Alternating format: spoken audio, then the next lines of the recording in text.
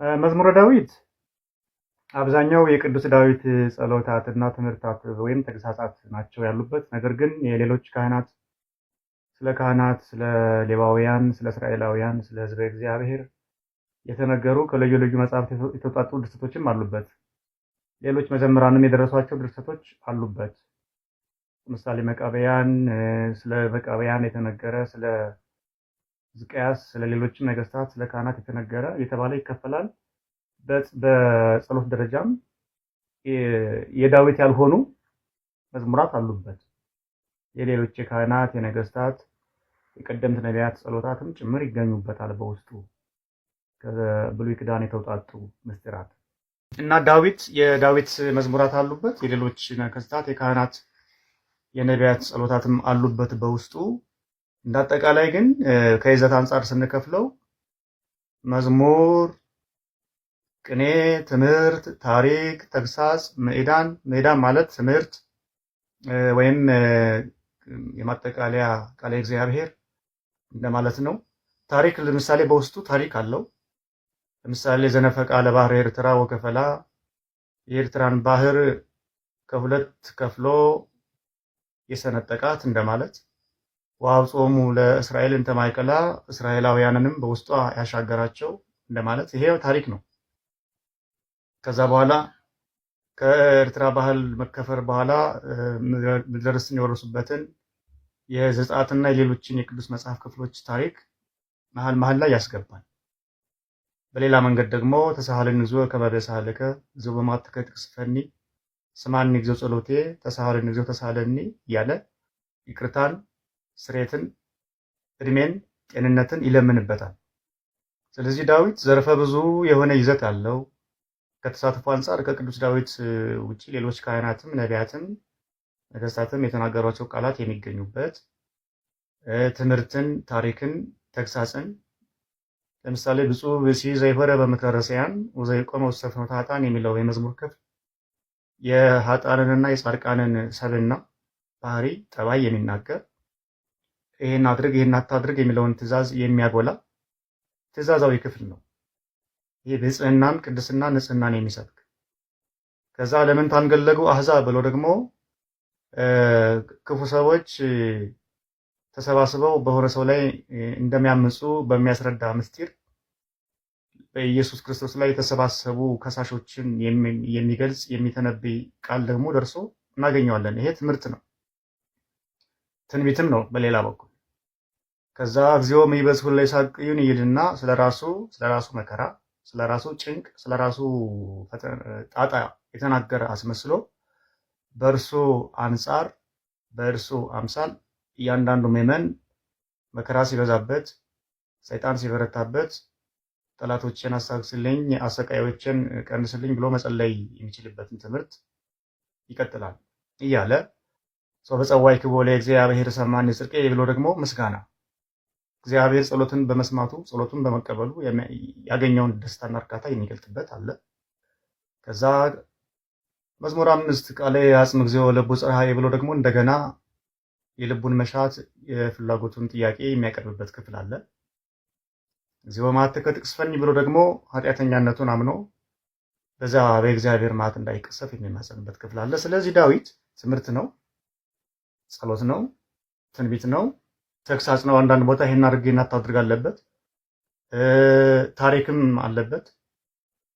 ይሄ ሁሉ ተደምሮ እንደ ጸሎት ያገለግላል። ጸሎት በቤተ ክርስቲያን አስተምህሮ ጸሎት የሃይማኖት ምስክርነት ነው። የምንጸልየው የምናምነውን ነው ይላሉ ሊቃውንት። ታሪክም ቢሆን ትንቢትም ቢሆን ትምህርትም ቢሆን ጸሎት ነው። ለምሳሌ ዳዊት በሕይወት ዘመኑ ያጋጠመውን መከራ ቢነግረንና እኛ እሱን ብንጸልየው ታሪኩን ወደ ሕይወታችን አምጥተን ነው የምንጸልየው። እንደዚህ አይነት መከራ በሕይወታችን ሊያጋጥመን ስለሚችል ለምሳሌ ዳዊት በልጁ ተሳዷል። ንግስናውን ሊቀማ ተሲሮበታል፣ ተዶልቶበታል። ዳዊት ወድቋል፣ በኃጢአት ወድቋል፣ በንስሐ ተመልሷል። ይህን የሚመለከት ነገር ሲነግረን ዳዊት እኛም በዛ አይነት ግብ ልንወድቅ ስለምንችል እንደሱ ወደ ንስሐ የምንመጣበትን መንገድ ይመራናል የሱ ቃል። ስለዚህ ታሪኩም ያስተምራል፣ እግረ መንገዱም ጸሎት ይሆናል። ተግሳጹ ይገስጻል፣ እግረ መንገዱም ጸሎት ይሆናል። ጸሎትነቱ ብቻ ሳይሆን ትምህርቱም፣ ትንቢቱም፣ ተግሳጹም፣ ምክሩም እንደ ጸሎት ያገለግላል። በቤተ ክርስቲያን ትውፊት የምንጸልየው የምናምነውን ነው። እምነት ደግሞ ታሪክም ነው፣ ስብከትም ነው፣ ትንቢትም ነው። ስለዚህ በተለያየ መንገድ ይገለጥ እንጂ ማሰሪያውና መደምደሚያው ትልቁ ዓላማ ከእግዚአብሔር ጋር የሚያገናኝ ድልድይ ነው፣ ጸሎት ነው። በጸሎት ውስጥ ግን ታሪክ ይኖርበታል እና ይሄ አንድ ነገር ነው። ስለዚህ ዳዊት ከድርሰት አንጻር እሱ ብቻ ሳይሆን ሌሎች ነገስታትም ነቢያትም ካህናትም የተናገሯቸው ድርሰቶች አሉበት በውስጥ። ከይዘት አንጻር መዝሙርም ነው፣ ጸሎትም ነው፣ ትምህርትም ነው፣ ተግሳጽም ነው፣ ምክርም ነው፣ ትንቢታዊም ነው። ይሄ ሁሉ ግን ለጸሎት ያገለግላል። በነገራችን ላይ አንድ ሰው አቅም ካለውና ጊዜ ካገኘ ከዘፍጥረት ጀምሮ ሙሉውን መጽሐፍ ቅዱስ ቢደግመው እንደ ጸሎት ይቆጠርለታል። በቀዳሚ ገብረ እግዚአብሔር ሰማይ ወምድረ በኩሎ ፈጽሞ አይለፈ በሰንበት እያለ በየቀኑ ቢያነበንብ የእግዚአብሔርን ፈጣሪነት፣ የእግዚአብሔርን እረፍት፣ ሰንበትን መቀደሱን፣ ዓለማትን ማምጣቱን እየመሰከረ ነው። ጸሎት ምስክርነት ጭምር ነው። በነገራችን ላይ ስጠኝ ስጠኝ ስጠኝ፣ አርግልኝ አርግልኝ፣ ማረኝ ማረኝ ብቻ ሳይሆን አንተ እንዲህ ነህ፣ አንተ ይህን ፈጥረሃል፣ ይህን አድርገሃል፣ ይህን አከናውነሃል ብሎ መመስከርም ጸሎት ነው። በህይወታችን ውስጥ በጎ አሻራ አለው እያንዳንዱ የእግዚአብሔር ቃል። ስለዚህ ታሪክም ቢሆን ትንቢትም ቢሆን ትምህርትም ቢሆን ዳዊት ብቻ ሳይሆን ሌሎችም መኳንንቱም ነገስታቱም ካህናቱም የተናገሩትም ቃል ቢሆን ጸሎትነቱ የታመነ ነው። ወደ ቀጣዩ ስንሄድ አንድ ሰው ጸሎት መጀመር ያለበት ከምንድን ነው የሚለው ይሄኛው ትንሽ ጥንቃቄ ይጠይቃል። በቤተ ክርስቲያን ስርዓት መጸለይ ያለብን ተብሎ በፍትሐ ነገሥት የተደነገጉ ጸሎታት ሰው አንድ ምዕመን ቢያንስ በትንሹ ውዳሴ ማርያምና መዝሙረ ዳዊት መጸለይ ይጠበቅበታል። ሌሎች ተጨማሪዎች ናቸው። እድሉንና አቅሙ ያለው ሰው መዝሙረ ዳዊትን፣ ውዳሴ ማርያምን፣ መልካ ቅዱሳንን፣ መልካ እግዚአብሔርን፣ መልካ ኢየሱስን፣ መልካ ማርያምን ሁሉን ነገር ቢደግም ጥሩ ነው ጊዜ ካለው። ነገር ግን እንደ ግዴታ አንዳንድ ኦርቶዶክሳዊ ያደራ ግን ውዳሴ ማርያምና መዝሙረ ዳዊት የአንድ ክርስቲያን መሰረታዊያን ጸሎታት ናቸው፣ ሊቋረጡ የማይገባቸው። ምክንያት አለው።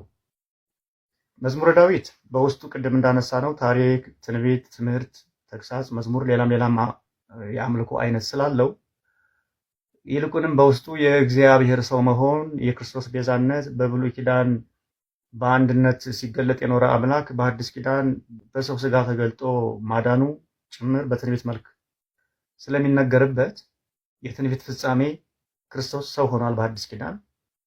ውዳሴ ማርያም ስንደግም የክርስቶስን ሰው መሆን በድንግል ማርያም በኩል እግዚአብሔር መገለጡን እየመሰከርን ነው። ድንግል ማርያም የመለኮት ማደሪያ መሆኗን የሚናገር ድርሰት ነው፣ ጸሎት ነው። በውስጡ ምንም እንኳን ማርያም ይበል እንጂ መሰረታዊና ዋነኛ መልእክቱ በማርያም ስጋ የተገለጠው እግዚአብሔር ወልድ ነው የሚመሰገንበት ውዳሴ ማርያም። ስለዚህ በብሉይ ኪዳን በመዝሙረ ዳዊትና በሌሎች ነቢያት ሲመለክ፣ በትንቢት ሲነገር፣ ሲወደስ፣ ሲቀደስ የኖረ አምላክ በድንግል ማርያም ማህፀን ተገልጦ ስጋ ለብሶ ዓለምን ማዳኑ የታወጀበት አዲስ ኪዳን። በአዲስ ኪዳን ደግሞ የአዲስ ኪዳን ኪሩብ የምንላት የመለኮት ማደሪያ ድንግል ማርያም። ስለዚህ በዛ በኦሪት በዳዊትና በሌሎችም ነቢያት የተሰበከ ጌታ በድንግል ማርያም በኩል ስለተገለጠ ውዳሴ ማርያም ስንደግም የእግዚአብሔርን መገለጥ በአዲስ ኪዳን እንመሰክራለን። ዳዊት ስንደግም ደግሞ በነቢያት ትንቢት ይወለዳል፣ አሜን፣ ሰው ይሆናል፣ ይገለጣል እየተባለ የተነገረለትን የእግዚአብሔርን ቃለ ትንቢት እናስታውስበታለን። በዳዊት እግረ መንገዱን የኦሪቱን የዝማሬ ስርዓት፣ የኦሪቱን የስብከት ዘዴ፣ የኦሪቱን አገልግሎት፣ የኦሪቱን ታሪክ፣ የዳዊትን ሕይወት እናውቅበታለን። ያ ሁሉ ሕይወት፣ ያ ሁሉ መንደርደሪያ፣ ያ ሁሉ ጉዞ ወደ ክርስቶስ ነውና የሚያመጣው የክርስቶስ ፍጻሜ ደግሞ በድንግል ማርያም ማህፀን ነውና የተገለጠው። ውዳሴ ማርያምና ዳዊትን አስተባብሮ መድገም በብሉይ ሲሰበክ የኖረው በአዲስ የተገለጠው እግዚአብሔር የሚሰጠንን ክብር ከፍ ያደርገዋል።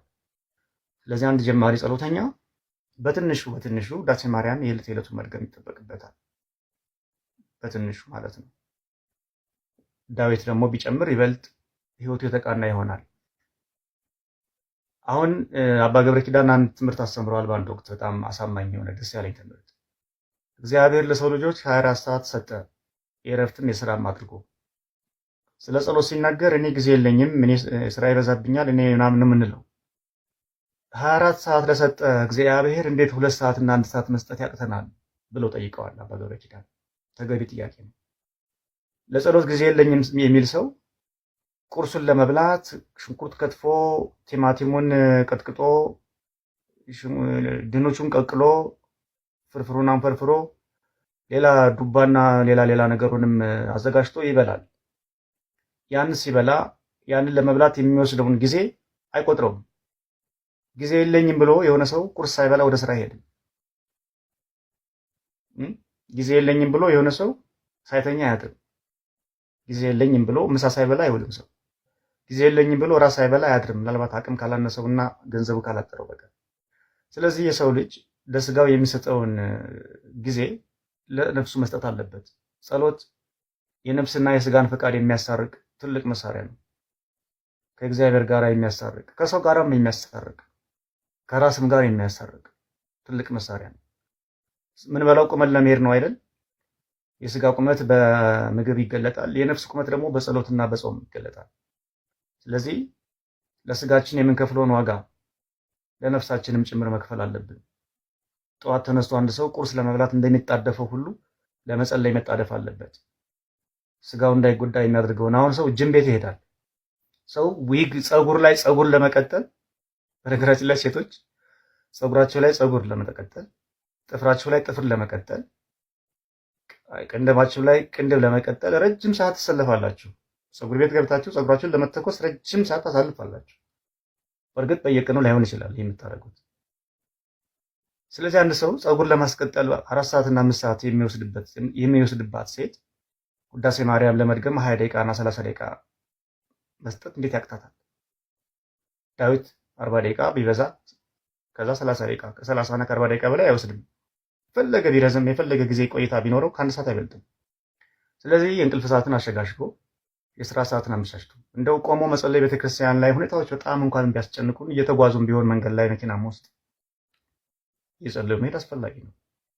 ስለዚህ አንድ ጀማሪ ሆነ ወጣ ማዕከላዊ ፍጹማን ከዳዊትም አልፎ ዳዊቱ ሙሉን ዳዊት በቃላቸው በመጽሐፍ ሊሆን ይችላል የሚደግሙ ውዳሴ ማርያምን ሙሉን መልክአ መልኩን ሙሉን ከዛ አልፎ ደግሞ ገድሉን ድርሳኑን የሚደግሙ አሉ። ሰፊ ጊዜ ሰጥተው ያን ሁሉ ለማድረግ ምናልባት ኑሯችን ላይ ጋብዘን ይችላል። ቢያንስ ግን የሐዲስ ኪዳን ብስራት መገለጫ የሆነውን ምስጢረ ሥጋዌን የሚሰብከውን ውዳሴ ማርያምን መድገም አንደኛ በዕለት ከዕለት እንቅስቃሴያችን የእግዚአብሔርን ሰው መሆንና ቤዛነት እንድናስብ ያደርገናል። ሁለተኛ በዛ ጸሎት ውስጥ የሚጠየቀው ልመና የሚጠየቀው ተማጽኖ በህይወታችን እንዲሰራ ያግዘናል። ሶስተኛ ህይወታችን የተባረከ ይሆናል። ዳዊት ስንጨምርበት ደግሞ ይበልጥ ከፍ ይላል ሞገሳችን። ዳዊት ስላችሁ እኔ መዝሙር 9ን ለንግድ፣ መዝሙር 19ን ለስፖርት፣ መዝሙር 49ን ለገበያ ምናምን በሚለው አይደለም ማወራችሁ። እንደዚህ አይነት ሴሌክቲቭ የሆነ ግብዣ አስፈላጊ አይደለም። በቃ መዝሙረ ዳዊት 150 መዝሙሮች አሉት። ከዛ መኃልየ ሰሎሞን አለ 5 ምዕራፎች አሉት።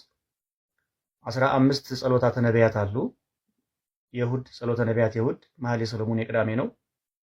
አንዳንድ ጊዜ ደግሞ መኃልየ ሰሎሞንና ጸሎተ ነቢያትን አብረው አድርገው ሊቃውንቱ ለእሑድ እንድንጸልይ ያዘውናል።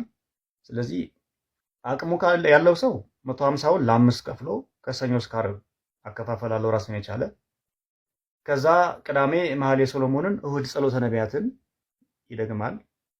ይሄኛው መንገድ ደግሞ ካስቸገረው ለ5 ሲከፈል ዳዊቱ ትንሽ ረዘም ይላል። ለይኩን የሚል አለ። በዚህ አጋጣሚ የመዝሙረ ዳዊት አከፋፈል የጸሎት አይነቱ 2 አይነት ነው። ብዙ ሰው የተለያየ ክፍል ይሰጠዋል። አንዳንዱ 3 ጸልዩ ይላል፣ አንዳንዱ 5 ጸልዩ ይላል፣ አንዳንዱ 10 ይላል። እንዲህ አይነት የግለሰብ ትእዛዞችን ብዙ አላበረታታም በግሌ። መዝሙረ ዳዊት በ2 መንገድ ነው የሚጸለየው። የመጀመሪያውና የተለመደው በ30 ለምሳሌ ከመዝሙር 1 እስከ 30 የሰኞ፣ ከመዝሙር 31 እስከ 60 የማክሰኞ፣ ከመዝሙር 61 እስከ 80 የረቡዕ፣ ከመዝሙር 81 እስከ 110 የሐሙስ፣ ከመዝሙር 111 እስከ መዝሙር 130 የዓርብ፣ ከመዝሙር 131 እስከ 150 የቅዳሜ፣ ከመዝሙር 131 ከተዘከሩ እስከ ሰብህ ወለ እግዚአብሔር ቅዱሳኑ እስከ ንዑስ አነምአሃዊ ማለት ነው የቅዳሜ። ጸሎተ ነቢያትና መኃልየ ሰሎሞን የእሑድ። አንዱ መንገድ ይሄ ነው። አንደኛው ብዙ መምህራን የሚጠቀሙበትና የሚቀለውም ይሄ ነው። የሐሙሱ ረዘም ይላል፣ የማክሰኞም ትንሽ ረዘም ሊል ይችላል። ምናልባትም የዓርቡ አሌፋት ስላለው እርግጥ ተፈሳይ አጭር ስለሆነች ብዙ አያስቸግርም። የሐሙስ ነው እንዳሉት ረዘም የሚለው። ስማኒ ትንሽ ረዘም ይላል። ከስማኒ እስከ ብፁዕ ብእሲ ያሉት። የሆነ ሆኖ አንዴ ከተለመደ በኋላ በጣም ነው ደስ የሚለው ቃሉ። በጣም ነው የሚያጓጓችሁ። ብዙ ነገር ስለሚያነሳ አንድ አይነት ነገር ቢሆን ሊሰለች ይችላል። ግን የተለያየ ርዕሰ ጉዳይ ስለሚያነሳ አይሰለችም። ዳዊት ደግሞ በሕይወታችሁ ታዩታላችሁ ለውጡ። ሁለተኛው ቤተክርስቲያን አከፋፈል የዳዊት አከፋፈል ቅዱስ አትናቴዎስ እንዳስተማረው የኦሪት ሊቃውንት ጠቢባን አይሁድ ይከፍልዎ መጽሐፈ አትናቴዎስ ሲል ወዝ ውእቱ ቀዳማይ ክፍል ብሎ ይጀምራል። ልብ በሉ። አንደኛው አከፋፈል ከመዝሙር 1 እስከ 30 ነው ብያቸዋለሁ። ሌላኛው አከፋፈል ላይ ግን ለይኩን የሚሉ መዝሙሮች አሉ። መጨረሻ ላይ ለዓለም ዓለም እስከ ለዓለም ዓለም ለይበል ሁሉ ህዝብ ለይኩን የሚል ያላቸው መዝሙሮች አሉ። በእነዚህ መዝሙሮች ነው የሚያልቀው። በእነዚህ መዝሙሮች ሲከፈል 5 ይሆናል።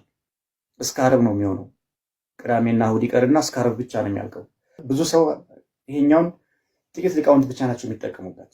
ብዙ ሰው ብዙ መረጃ ያለው አይመስለኝም በዚህ ጉዳይ። እኔ በግሌ ከማውቃቸው መምህራን መካከል በረከታቸው ይደርብንና ከመምህራን የኔታ ደጉ ዓለም ካሳ በዚህ መንገድ ነበረ ዳዊት የሚደግመው ለይኩን በሚለው በዚህ በ5ቱ ክፍል። በነገራችን ላይ እነዚህ 5ቱ ክፍሎች የ5ቱ ሕዋሳት ምሳሌዎች ናቸው። 5 ሴል ኦርጋንስ የሚባሉት ናቸው። በባዮሎጂ ይታወቃሉ። በእነዚህ ሕዋሳት አምሳል ነው ለ5 የሚከፈለው። የመዝሙር ክርስቶስ ደራሲ በእያንዳንዱ ሕዋስ አምሳል መስለው እንደውም ምስጢሩን አብራርተውታል። በ5 ነው የሚከፍለው። ከሰኞ እስከ ዓርብ 5 አይደሉ ቀናቱ፣ በ5 ይከፈልና ቅዳሜ መኃልየ ሰሎሞን ይደገማል። እሑድ ጸሎተ ነቢያት ይደገማል። ቅዳሜ በብዙ አባቶች ዘንድ መኃልየ ሰሎሞን የሚደገምባት ቀን ናት። ሰንበተ አይሁድ ስለሆነች ቀዳሚት ሰንበትን ለመኃልየ ሰሎሞን ሰጧት ሊቃውንቱ። በቅዱስ ያሬድ ምስጋናም በዝማሬ ስርዓትም ዜማ ሰርተውለታል ለመኃልየ ሰሎሞን ሊቃውንቱ። መኃልየ ሰሎሞን በሰርግ ጊዜም የሚቃኝ ዜማ አለው። ለጠቅላላ መረጃ እንዲሆናችሁ 5ቱን አከፋፈል ልንገራችሁ። ብፁዕ ብእሲ ዘይሁረ በምክረ ረሲዓን ከሚለው ጀምሮ መዝሙር 40 ላይ ያልቃል የመጀመሪያው ክፍል። ምክንያቱም ምንድነው ካላችሁኝ መዝሙር 40 ብፁዕ ዘይሌቡ ወይም ለነዳይና ለችግረኛ ሰው የሚራራ ሰው ምስጉን ነው የሚለው መዝሙር የሚጨርሰው ከዛሬ ጀምሮ እስከ ዘላለም ይሁን ብሎ ነው የሚጨርሰው። ይሁን የሚለው መደምደሚያ ጥሩ ምዕራፍ ስለሆነ የመጀመሪያው ክፍለ መዝሙር አንድ መደምደሚያ ሆኖ ያገለግላል። መዝሙር 40 እስከ መዝሙር 40 ከመዝሙር 1 እስከ መዝሙር 40 ክፍል 1 ወይም የሰኞ ማለት ነው። ከዛ መዝሙር 41 ከሚያፈቅር ከሚለው ተጀምሩና እስከ መዝሙር 71 ድረስ እስከ እግዚኦክ ነው እንደከ እነዚህ ትንሽ ናቸው። የሰኞ ረዘም ይላል። ይሄ የሆነበት ምክንያት እንዳልኳችሁ መዝሙር 71 የመጨረሻው ቃላት ወይም ለሰባቲሁ ሁሉ ምድረ ምስጋናውም ምድሩን ሁሉ ይሙላ ለይኩን ይሁን የሚሉ መደምደሚያዎች ናቸው የመዝሙራቱ መክፈያ ምክንያቶች የሆኑት። ልብ ብላችሁ እንድትሰሙኝ። ለይኩን የሚል መደምደሚያ ያላቸው መዝሙራት ናቸው የእያንዳንዱ ቀን ማሳረጊያ የሆኑት በዚህ አከፋፈል። ይህን የኦሪት ሊቃውንት በዚህ መንገድ ነው የሚከፍሉት ዳዊቱ። ስለዚህ ከመዝሙር 41 እስከ መዝሙር 71 ሁለተኛው ክፍል ወይም የማክሰኞ፣ ከዛ ሶስተኛው ክፍል ከ72 ይጀምርና እቺ አጋጣሚ ሆኖ አጭር ናት። የት ላይ ትቆማለች መሰላችሁ? 88 ላይ ትቆማለች። መዝሙር 88 በግዕዙ ምሕረተከ ሴብሕ እግዚኦ ለዓለም፣ አቤቱ ምሕረትህን ለዓለም እገልጣለሁ ወይም ስለ መሐሪነትህ አመሰግናለሁ እንደማለት ነው። ከመዝሙር 72 እስከ መዝሙር 88 እነዚህ አጋጣሚዎች ትንሽ ናቸው መዝሙራት ክፍል 3። ይሄውም የሆነበት ምክንያት የተባረከ እግዚአብሔር ለዓለም፣ እግዚአብሔር ለዘላለሙ ይመስገን የተመሰገነ ይሁን፣ ለይኩን ለይኩን ይሁን ይሁን የሶስተኛው መዝሙር መደምደሚያ። አየህ፣ ለይኩን ለይኩን የምትለዋ መደምደሚያ ለእያንዳንዱ መዝሙር መዝጊያ ናት። ሶስተኛው ክፍል እስከ 88። አራተኛው ክፍል ከ89 ይጀምራል። እግዚኦ ጸወነ ኮንከነ ለትውልደ ትውልድ እስከሚለው ይጀምርና መዝሙሩ 105 ላይ ይቆማል። የሚዘጋው ምን ብሎ ነው? ለይበል ኩሉ ህዝብ፣ ሁሉም ህዝብ ይበል፣ ይሁን ይሁን፣ ወይም ይፈጸም ይፈጸም፣ ይደረግ ይደረግ ማለት ነው። ይሄ ደግሞ 105። ስለዚህ ከ89 እስከ 105 አራተኛው ክፍል። አምስተኛውና የመጨረሻው እና ረጅሙ ከሰኞውም የሚረዝመው ክፍል እና ምናልባትም ለጀማሪ ጸሎተኛ የሚያስቸግረው ብዬ የምፈራው የመጨረሻው አምስተኛ ክፍል ከ106 ይጀምርና 150 ላይ ነው የሚያበቃው። ከ106 እንግዲህ ከ150 106 ቀንሱ ታውቁታላችሁ፣ ብዛቱ ትንሽ ረዘም ይላል። ይሄ መጨረሻው ሰብህ ወለ እግዚአብሔር ቅዱሳኑ ወይም ንዑሳነ መኃውየ የሚለው ነው። ያ አጠቃላይ የመዝሙሩ ሁሉ መደምደሚያ ስለሆነ ሁሉ ነፍስ ይሰብሖ ለእግዚአብሔር ብሎ ያልቅና ከዛ ደግሞ ተጨማሪዋ አለች ንዑሳነ መኃውየ፣ እሷ ተጨምራ አምስተኛው ክፍል ረዘም ይላል። በዚህ ያልቃል። ይሄ ብርቱ የሆነ ሰው የተጋ ሰው ለጸሎት በጣም ዝግጁ የሆነ ሰው በዚህ በአምስት ክፍል ቢጸልይ ይመከራል። 5 ክፍል የሚያልቀው መቼ ነው? አርብ ነው። ክፍል 1 ሰኞ፣ ክፍል 2 ማክሰኞ፣ ክፍል 3 ረቡዕ፣ ክፍል 4 ሐሙስ፣ ክፍል 5 አርብ ያልቅና ቅዳሜና እሑድ ይቀራሉ። ቅዳሜ መኃልየ ሰሎሞን ይደገማል። መኃልየ ሰሎሞን ደግሞ ትንሽ ለጀማሪ ጸሎተኛ ስለማይሆን ጥንቃቄ ያስፈልጋል ብያቸዋለሁ። የበረታ ሰው ግን መኃልየ ሰሎሞንን ቅዳሜ ደግምና እሑድ ጸሎተ ነቢያት ወጸሎቱ ለሙሴ ይደገማል ማለት ነው። ጸሎተ ነቢያት የሰንበት ጸሎት ነው። ይሄ ሁለተኛው አከፋፈል ነው።